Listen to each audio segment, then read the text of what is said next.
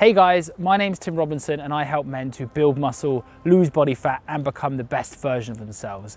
And in today's video, I want to talk about the number one thing that's stopping or holding men back from developing their chest, developing their pecs in other words, having that big buff chest.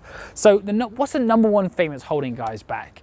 Well, contrary to belief, it's not having the best pec exercises, it's not how often you train your chest, but it's quite simply, can you get your body in the right position to actually contract your pecs or not? So here's the thing. A lot of guys have very poor posture. They walk around with poor posture, their shoulders hunched forwards. We know that's not a good thing, right? But why is that a bad thing when it comes to developing our chest? Well, in order to strengthen any muscle, in order to grow any muscle, it's important that we take it through a range of motion. In other words, it's important that we extend and contract the muscle. And the same thing goes for the pec. In order to optimally contract your pec, your pectoralis major, you want to make sure that you're both extending and contracting that muscle. But the problem that we see with a lot of guys is they're rounded. So what does that mean? Their pec is already in a shortened position. So they go to set up for a bench press and it looks something like this. And their pec can't shorten any more than it already is because it's already in a shortened position. Or the amount of shortening and lengthening that we'll get will be absolutely minimal. So what can we do to remedy this?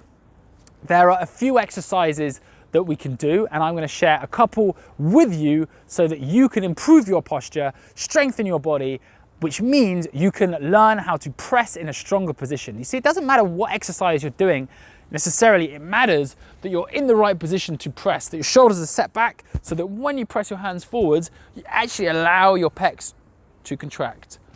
Okay, so exercise number one is something that I like to call the standing cat camel. So when you look at the spine, most people have a lack of something called thoracic mobility. In other words, most people are very stiff round here, which brings the pecs into a shortened position and also means that biomechanically we're weaker because our shoulder blades end up winging out, which creates a very, very unstable surface to press from. So one thing that we can do to start working on improving this and bringing our shoulders back is quite literally working on loosening up our upper back. So the first version I like to do with this one is put the hands on the hips, drive the shoulders back, chest up.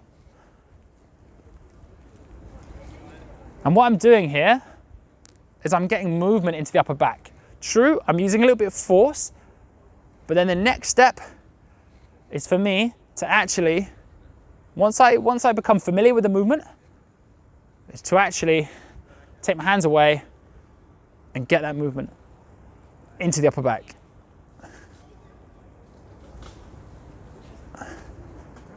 That's exercise number one. And just doing that will allow the spine to become more mobile. Any stiffness that we've got from years and years of desk sitting down, we're basically getting the body used to moving again in that way so we can become more supple. The next thing we want to focus on doing is strengthening the muscles that sit in between the shoulder blades, specifically the trapezius and the rhomboids. So what do these muscles do? They are involved in retracting our shoulder blades, or if you want to use a posh word, retracting our scapula. Okay, so they pull our scapula back, which means we can press from a strong position. So how do we train the rhomboids? How do we train the trapezius in retraction? Well, quite literally, we need to train the function of those muscles. So just follow along for the next exercise where I'm going to show you how to do that.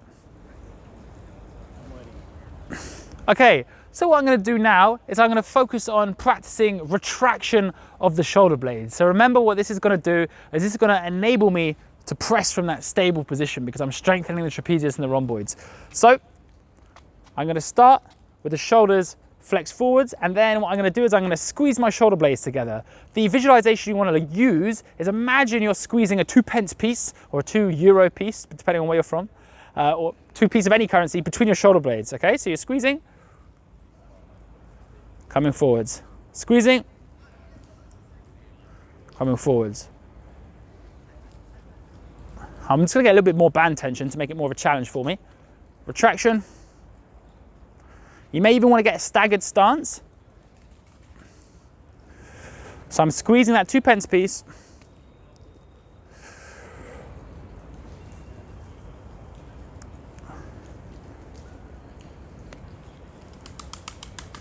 And what I'm doing with this is,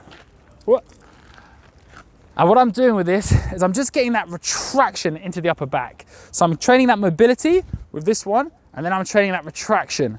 And all in all, that's teaching my body the position it needs to get in. So next thing we're gonna do is we're gonna have a look at the push-up. Now, the most important thing with not just the push-up, but whether it's a bench press, a dumbbell press, is that you're keeping your shoulder blades in that retracted position, that you're maintaining control of your upper back posture. So that's what we're gonna be looking for with this exercise. So we'll start by doing it wrong, first of all. So it's gonna go down here. So wrong is if I keep my shoulder blades fully forwards and then I'm not allowing, because my pec is already in a shortened position, it cannot contribute to the movement. So I'm not really gonna contract my pecs. Whereas, if I retract the shoulder blades, now I bring the pec to the top of the movement, and the pec is going through a range of motion. Okay guys, so just remember, you always wanna have your shoulder blades back when you're pressing so you can optimally take your pecs through a range of motion so you can grow your chest. If you like the video, please give it a like. If you've got a comment or you want to ask any questions, just drop them in the comments. And if you want to apply to work with me, then you can click the link down below where you can book a blueprint call. In that call, we'll take you through what your goals are, what you want to achieve, where you want to get to. And even if we're not a good fit to work together, I promise you, you will come away with some actionable steps that can help you take your physique and your life to the next level.